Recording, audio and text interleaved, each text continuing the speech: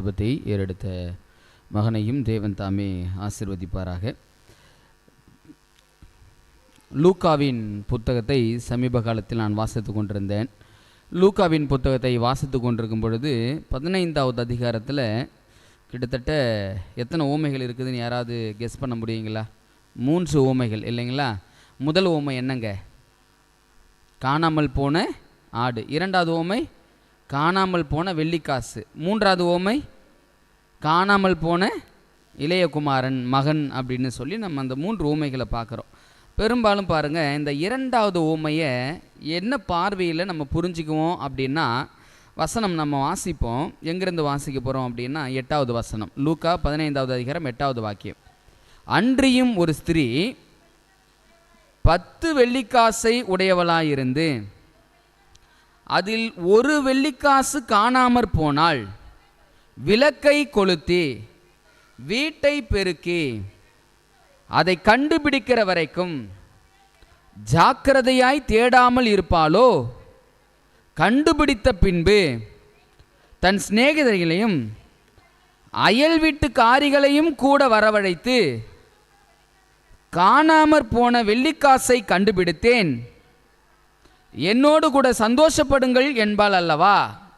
அதுபோல மனந்திரும்புகிற ஒரே பாவியின் நிமித்தம் தேவனுடைய தூதருக்கு முன்பாக சந்தோஷம் உண்டாயிருக்கிறது என்று உங்களுக்கு சொல்கிறேன் என்றார்.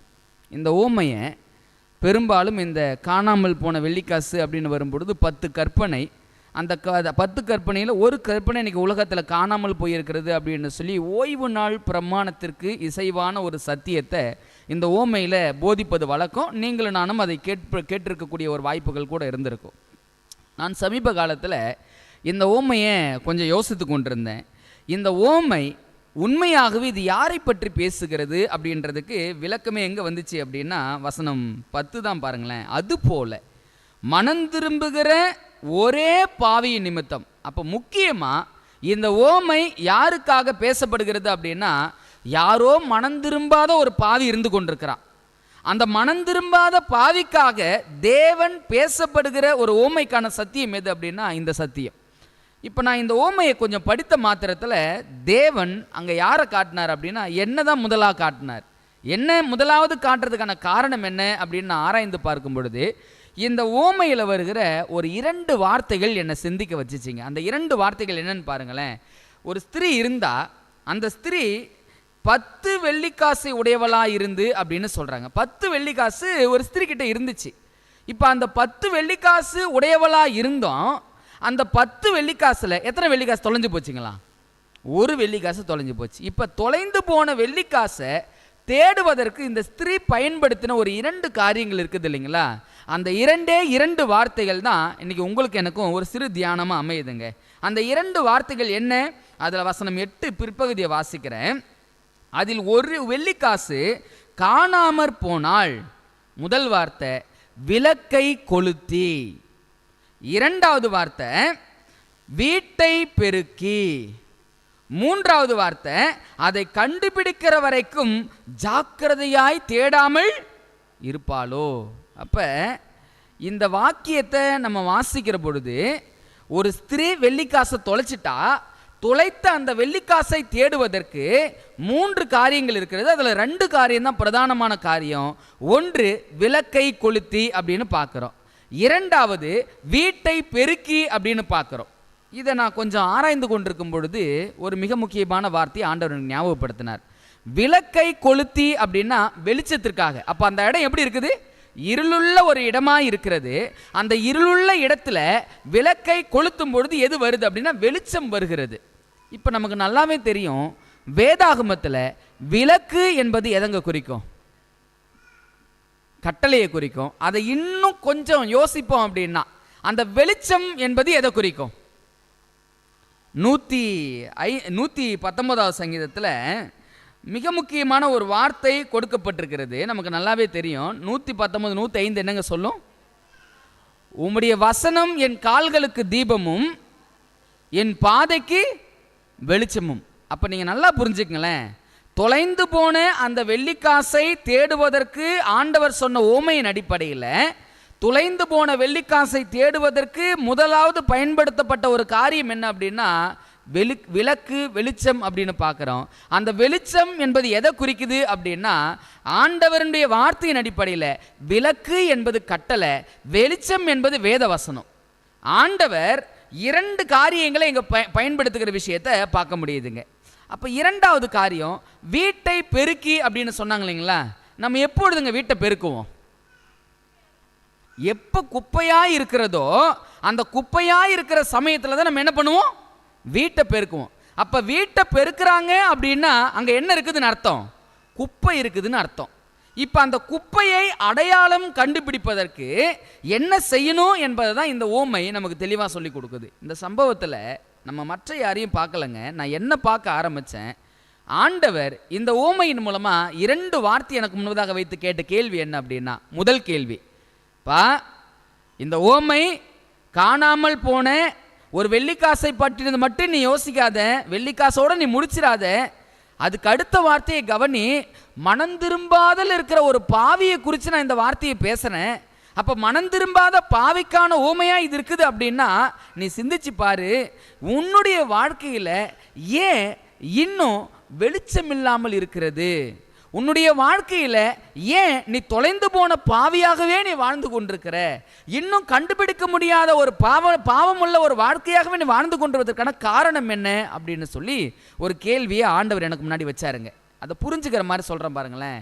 நீங்களும் நானும் பல வருட கிறிஸ்தவ வாழ்க்கையில் கடந்து வந்திருக்கிறோம்.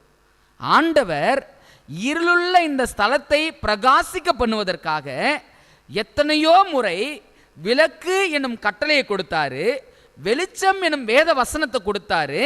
பல முறை விளக்கையும் படிச்சிருக்கிறோம், வெளிச்சத்தையும் படிச்சிருக்கிறோம். பலவிதமான சத்தியங்களை ஆண்டவர் நமக்கு வகை வகையா ஆண்டவர் கொடுத்து கொண்டு தான் இருந்தார். பல வகையாய் கொடுத்து கொண்டிருந்தாலும் நீங்க சிந்திச்சு பார்க்கணும், என்னுடைய வாழ்க்கையானாலும் சரி, நம்முடைய வாழ்க்கையானாலும் சரி, இவ்வளோ சத்தியங்களையும் வேத வசனங்களையும் படித்து பெற்றுக்கொண்ட என்னுடைய வாழ்க்கையில் என்ன சூழ்நிலை இருக்கிறது அப்படின்ற ஒரு காரியத்தை நீங்கள் நானும் சிந்திக்க வேண்டியதாக இருக்குது. நான் அதை ஒரு கணம் கண்களை மூடி அப்படி யோசிக்க ஆரம்பித்தேன். ஆமாம்ல, நான் தொலைந்து போன பாவியா அல்லது கண்டெடுக்கப்பட்ட நீதிமானா அப்படின்னு ஒரு கேள்வி என் உள்ளத்துக்குள்ளாக எழும்புச்சிங்க. இன்னைக்கு என்னுடைய கரண்ட் சூழ்நிலை, ஆண்டவர் எப்படியாவது பரிசுத்தவானாய் நம்மளை மாற்ற வேண்டும் என்று சொல்லி அவர் பிரயாசப்பட்டு கொண்டிருக்கிறாரு. ஆனால் என் வாழ்க்கை எப்படி இருக்குது?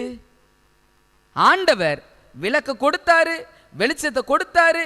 எல்லாவற்றுக்கும் மேலாக இந்த விளக்கையும் வெளிச்சத்தையும் கொடுத்ததற்கான நோக்கமும் காரணமும் என்ன அப்படின்னா, இப்ப வீட்டுக்குள்ள குப்பை இருக்குது, உனக்குள்ளாக சத்தியம் தொலைந்து போயிருக்கிறது. அந்த தொலைந்து போன சத்தியத்தை நீ பெருக்கி கூட்டி அந்த குறை என்ன என்பதை கண்டுபிடிப்பதற்காக தான் நான் வெளிச்சத்தையே ஆண்டவர் கொடுக்கிறேன் அப்படின்னு சொல்லி இந்த ஓமையின் மூலமாக நம்ம கிட்ட பேசுறாருன்னு வச்சுக்கங்களேன். நீங்கள் நானும் சிந்திச்சு பார்ப்போம், எத்தனை விதமான வெளிச்சத்தை நீங்கள் நானும் பெற்றிருப்போம். பலமுறை விளக்காகிய கட்டளையே நமக்கு முன்பதாக நிறுத்தி எத்தனை முறை யோசிச்சிருப்போம். ஆனால் ஆண்டவர் கேட்குற சிம்பிள் கேள்வி என்ன அப்படின்னா, விளக்கையும் பார்த்துட்ட, வெளிச்சத்தையும் பார்த்துட்ட, விளக்கு இருக்குது, வெளிச்சமும் இருக்குது, நீ உனக்குள்ளாக இருக்கிற குப்பையை அடையாளம் கண்டுபிடிச்சிட்டியாப்பா அப்படி என்பது தான் ஆண்டவர் வைத்த கேள்விங்க. இன்னைக்கு சிந்திச்சு பார்ப்போமே, என்னுடைய கிறிஸ்தவ வாழ்க்கையில் இத்தனை வருடமாய் நான் தேவனுக்குள்ளாக சஞ்சரித்து பிரவேசித்து கிறிஸ்தவன் என்று சொல்லி ஒரு வாழ்க்கையை நான் நடத்தி கொண்டிருக்கிறேன் அப்படின்னா, ஆண்டவர் எவ்வளோ சத்தியத்தை எனக்கு கொடுத்தாருல்ல, எவ்வளோ மேன்மையான காரியங்கள் எனக்கு சொல்லி கொடுத்தாருல்ல. அதையெல்லாம் கொடுத்ததற்கான காரணமும் நோக்கமும் என்ன அப்படின்னா, பாரு, வெளிச்சம் ஏன் நான் கொடுக்கிறேன் அப்படின்னா, அந்த வெளிச்சத்தை வச்சு உனக்குள்ள இருக்கிற குப்பையை நீ அடையாளம் கண்டுபிடிச்சு அந்த குப்பையை கூட்டி பெருக்கி அந்த இடத்தை சுத்தம் பண்ணி தொலைந்து போய் இருக்கிற அந்த சத்தியத்தை நீ கண்டுபிடித்து கொண்டு வா என்ற காரணத்துக்காக தான் ஆண்டவர் வெளிச்சத்தையே கொடுத்தாருங்க. என் வாழ்க்கையில் நான் சிந்திச்சு பார்க்குறேன், நான் பெற்றுக்கொண்ட எத்தனை சத்தியத்துக்கு நான் கீழ்ப்படிந்து நடந்து கொண்டிருக்கிறேன் என்ற ஒரு கேள்வியை ஆண்டருக்கு முன்னாடி நான் வைத்து பார்ப்பேன். அப்படின்னா உங்களுடைய இருதயமும் என்னுடைய இருதயமும் நமக்கு பதில் சொல்லட்டும். இத்தனை வருஷம் வாழ்க்கையில் எவ்வளவோ சத்தியங்களையும் எவ்வளோ வெளிச்சங்களையும் பெற்றுக்கொண்ட நீங்களும் நானும் குப்பைகளை அடையாளம் கண்டுபிடிச்சிட்டோமா? குப்பைகளை அடையாளம் கண்டுபிடிச்சு அந்த குப்பைகளை நம்மிடமிருந்து நீக்கி இருக்கிற ஒரு முயற்சியும் முடிவையும் நம்மளுடைய வாழ்க்கையில் நம்ம எடுத்திருக்கிறோமா என்ற ஒரு கேள்வியை இந்த மத்திய வார ஆராதல் நீங்கள் நானும் சிந்திக்க வேண்டியதாக இருக்குதுங்க. ஒரு பாவியை மீட்பதற்கு தேவன் என்ன செய்கிறார் அப்படின்னா, முதலாவது வெளிச்சத்தை கொடுக்கிறார். அந்த வெளிச்சம் கொடுக்கப்படுவதற்கான காரணமும் நோக்கமும் என்ன அப்படின்னா, இந்த வெளிச்சத்தை வச்சு உனக்குள்ள இருக்கிற குப்பையை அடையாளம் கண்டுபிடிச்சிக்கப்பா. அடையாளம் கண்டுபிடிக்கிறது மட்டும் இல்லை, அதை கூட்டி பெருக்கி அந்த குப்பையை எடை எடுத்து போட்டு துளைந்து போய் இருக்கிற அந்த வெள்ளிக்காசாகிய சத்தியத்தை உனக்குள்ள நீ கண்டுபிடித்துக்கொள் என்ற காரணத்துக்காக தான் ஆண்டவர் வெளிச்சத்தையே கொடுத்துருக்கிறாருங்க. ஆனால் இத்தனை வருட வாழ்க்கையில் நான் பெற்றுக்கொண்ட வெளிச்சத்துக்காக குப்பை என்னென்னலாம் இருக்குதுன்னு சொல்லி நான் அடையாளம் கண்டுபிடித்து விட்டேனா, அந்த குப்பையை ஒரு வேளை என் வாழ்க்கையில் நான் பார்த்துருந்தேன் அப்படின்னாலும் அந்த குப்பையை என் வாழ்க்கையிலிருந்து நீக்குவதற்கான முயற்சிகளையும் வேலைகளையும் நான் செய்திருக்கிறேனா என்பதை நீங்கள் நான் சிந்திச்சு பார்க்கணும். எந்திரிங்களா? அந்த வாக்கியம் சொல்லுது, வசனம் 9 சொல்லுது, கண்டுபிடித்த பின்பு தன் சிநேகிதிகளையும் அயல் வீட்டாக்காரிகளையும் கூட வரவழைத்து காணாமற் போன வெள்ளிக்காசை கண்டுபிடித்தேன், என்னோடு கூட சந்தோஷப்படுங்கள் என்பாள் அல்லவா, அதுபோல மனந்திரும்புகிற ஒரே பாவியின் நிமித்தம் தேவனுடைய தூதருக்கு முன்பாக சந்தோஷம் உண்டாயிருக்கிறது என்று உங்களுக்கு சொல்லுகிறேன். இன்னைக்கு ஒருவேளை பவுல் சொன்னது போல யாருக்கு என்னை வேடிக்கையாக்கினீர்கள் சொன்னார், ஞாபகம் இருக்குதுங்களா? யாருக்கு வேடிக்கையாக்கினீர் சொன்னார்? தேவ தூதர்களுக்கும் எங்களை வேடிக்கையாக்கினீர் அப்படின்னு சொன்னதுக்கான அர்த்தம் என்ன அப்படின்னா, இன்னைக்கு தேவ தூதர்கள் உங்களுடைய வாழ்க்கையும் என்னுடைய வாழ்க்கையும் உற்று நோக்கி பார்த்துக்கிட்டே இருக்கிறாங்க. ஒவ்வொரு வாரமும் சத்தியத்தை ஆண்டவர் பாதபடியில் உட்காந்து படிக்கும் பொழுதும், ஆண்டவரே இந்த வாரம் என்னப்பா பேச போறீங்க அப்படின்னு சொல்லி ஒவ்வொரு வாரமும் ஆண்டவர் சமூகத்தில் உட்கார்ந்து ஒரு சத்தியத்தை பெறுகிற பொழுது தேவ தூதர்கள் உற்று நோக்கி பார்க்குறாங்க. இந்த சத்தியத்தை பெற்றுக்கொண்ட இந்த நபர் இந்த சத்தியத்தை வைத்து, இந்த வெளிச்சத்தை வைத்து தனக்குள்ளாக இருக்கிற குப்பையை அடையாளம் கண்டுபிடிச்சு இந்த குப்பையை நீக்குகிறார்களா, இல்லை குப்பையோடு குப்பையாய் வாழ்ந்து கொண்டிருக்கிற சூழ்நிலைக்குள்ளாக கடந்து போக போகிறார்களா என்பதை பரலோக தேவ தூதர்கள் உற்று நோக்கி பார்த்து கொண்டே இருக்கிறாங்க. ரோமர் புத்தகத்தில் 8வது அதிகாரத்தில் வாசிக்கும் போது சொல்கிறாரு பவுல், சர்வ சிருஷ்டியும் ஏகமாய் தவித்து பிரசவ வேதனைப்படுது. சர்வ சிருஷ்டியும் யாரை நோக்கி பார்த்து கொண்டிருக்கிறது அப்படின்னா, இந்த உலகத்தில் வாழ்கிற உங்களுடைய வாழ்க்கையும் என்னுடைய வாழ்க்கையும் உற்று நோக்கி பார்த்து கொண்டே இருக்கிறாங்களாம். ஒரு சத்தியத்தை கேட்குறோம், ஒரு சத்தியத்தை ஆண்டவர் நமக்கு வெளிப்படுத்துறார், வேதம் வாசிக்கும் போது ஆண்டவர் நமக்கு சொல்லிக் கொடுக்கிறார். அப்படி சொல்லிக் கொடுக்கும் பொழுது நான் அந்த சத்தியத்தை வைத்து என் வாழ்க்கையில் இருக்கிற கரைகளையும் குற்றங்களையும் குப்பைகளையும் நான் வெளியேற்றி கொண்டிருக்கிறேனா என்பதை தான் இன்னைக்கு நீங்கள் நான் சிந்தித்து பார்க்க வேண்டியதாக இருக்குதுங்க. மனம் திரும்பாத இருக்கிற ஒரு பாவிக்காக ஆண்டவர் பாருங்க, ஒரு டைம் சத்தியத்தை கொடுக்குறாரு, அவன் மனம் திரும்பவே இல்லை. அதனால் ஆண்டவர் சத்தியத்தை மறைச்சிக்கிறாரானா இல்லை. அந்த தெய்வம் என்ன செய்கிறாருன்னா, வெளிச்சத்தை கொடுக்கும் பொழுது அந்த வெளிச்சத்துக்கு மேலே வெளிச்சத்தை ஆண்டவர் கொடுத்துக்கிட்டே இருக்கிறார்.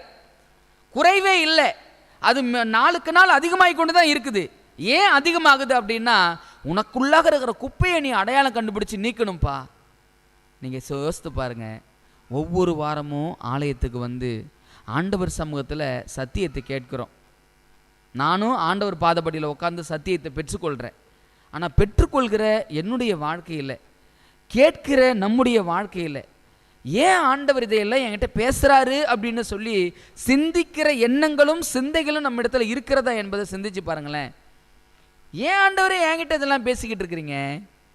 ஏன் ஆண்டவரே எனக்கு இதை சொல்லி கொடுத்து கொண்டு இருக்கிறீங்க? ஒருவேளை திருச்சபையில் பிரசங்கம் பண்ணுற போதகரோட நீங்கள் அதிக பிரசங்கத்தை கேட்டிருப்பீங்க. உண்மைதானுங்களே? எத்தனை பாஸ்டர் பார்த்துருப்பீங்கல்ல, அவங்க கிட்டேருந்து எத்தனை சத்தியங்களை பெற்றிருப்பீங்கல்ல. பாஸ்டருக்கு தெரியாத சத்தியம் கூட யாருக்கு தெரியும் அப்படின்னா சபையில் உட்காந்துருக்க உங்களுக்கு தெரியும்.